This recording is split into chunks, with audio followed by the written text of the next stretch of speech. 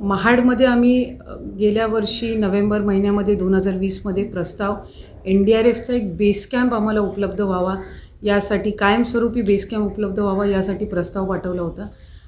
आम्ही मुख्यमंत्री महोदयांकडे सुद्धा या संदर्भामध्ये विनंती केली होती.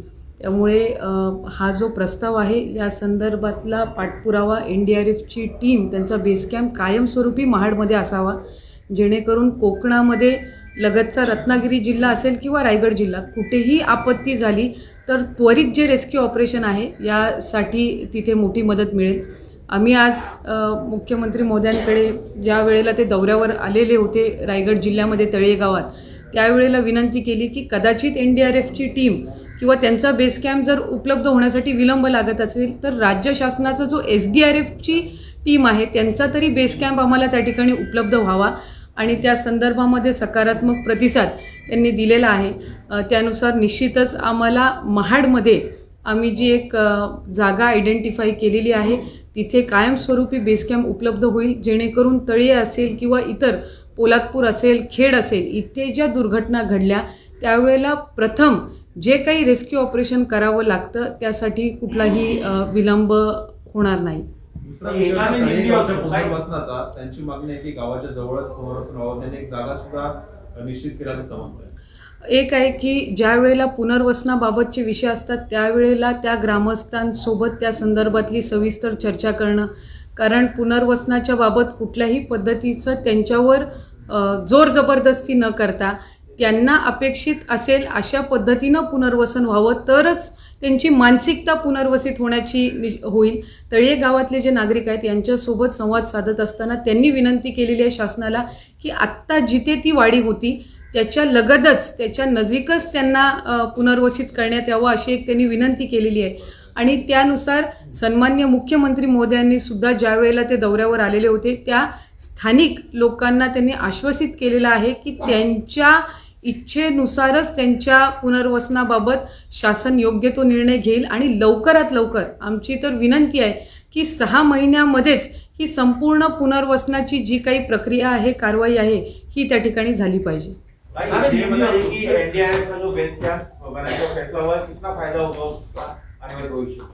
एक है NDRF का जब बेस कैंप मिलेगा तो इनिशियल जो रेस्क्यू ऑपरेशन रहता है उसमें गति प्राप्त होगी. हर बार हमारे जो लोकल रेस्क्यू टीम्स रहते हैं, अब निसर्ग साइक्लोन भी हमने देखा है, तोकते साइक्लोन देखा है, पिछले साल तारिक गार्डन जो एक बिल्डिंग थी वो भी दुर्घटना वहाँ पे घटी थी, तभी हमने देखा है कि पुणे या ठाणे से जब ये NDRF की टीम्स जब तक पहुँचते हैं तब तक 8 से 10 घंटे बीत चुके होते हैं.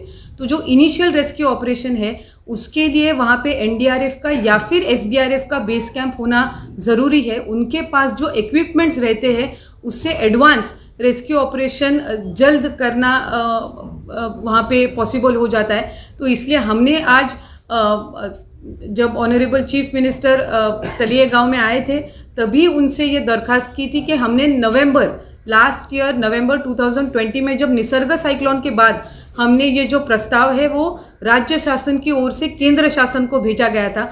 उस पर अभी भी रिप्लाई आना बाकी है, लेकिन अगर उसमें थोड़ा विलंब होने वाला होगा तो हमें स्टेट की जो SDRF टीम रहती है उनका तो बेस कैंप हमें वहाँ पे मिलना चाहिए ताकि रेस्क्यू ऑपरेशंस हम जल्द से जल्द वहाँ पे, अगर यहाँ पे नेचुरल कैलामिटीज़ होती है तो वो करने में ज़्यादा से ज़्यादा मदद मिलती है. महाड़ में जो कैंप बनाने की मंजूरी है, महाड़ में हमने एक जगह वहाँ पे आइडेंटिफाई की है. जो महाड़ ये जगह क्यों आइडेंटिफाई की है क्योंकि रायगढ़ और रत्नागिरी दोनों के बीच में ये तालुका है, so that it is convenient दोनों भी जिलों के लिए, सॉरी, ये थोड़ा एक कन्वीनियंट हो जाता है. अगर खेड़ में जैसे हमने देखा कि खेड़ में भी लैंडस्लाइड हुआ और महाड़ में तलिये में भी लैंडस्लाइड हुआ, अगर ये बेस कैंप हमें महाड़ में उपलब्ध होता है तो जो रायगढ़ के साथ रत्नागिरी और सिंधुदुर्ग तीनों भी जिले के लिए ये फायदेमंद हो सकता है. मैम, कितना बड़ा ये बेस कैंप होगा और NDRF की कितनी टीमें वहाँ पर होंगी? ये बेस कैंप NDRF या SDRF के जो नॉर्म्स रहते हैं उनके बेस कैंप के जो क्राइटेरियाज है उस हिसाब से ये बेस कैंप वहाँ पे होगा. कब तक उम्मीद है?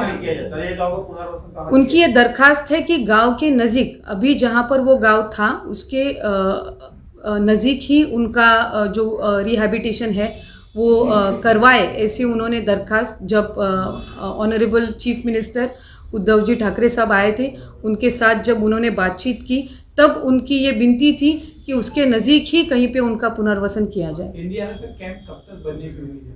एक है कि एनडीआरएफ का जो प्रस्ताव है वो हमने पिछले साल भेज दिया है, अगर उसको थोड़ा विलंब होने वाला हो तो हमें एसडीआरएफ, स्टेट गवर्नमेंट का जो एसडीआरएफ कैंप है उसकी जो कुछ अप्रूवल है वो हमें जल्द से जल्द दी जाए, ऐसे हमने आज दरखास्त की है। और उस हिसाब से honourable chief minister Uddhav ji Thackeray साहब ने भी एक पॉजिटिव रिप्लाई दिया है। हमारी ये विनती रहेगी कि हम अगले नेचुरल कैलामिटी की हमें जब जब भी कभी भी ज़रूरत पड़े, रत्नागिरी हो, रायगढ़ हो, सिंधुदुर्ग हो, उस वक्त ये कैंप वहाँ पे होना चाहिए।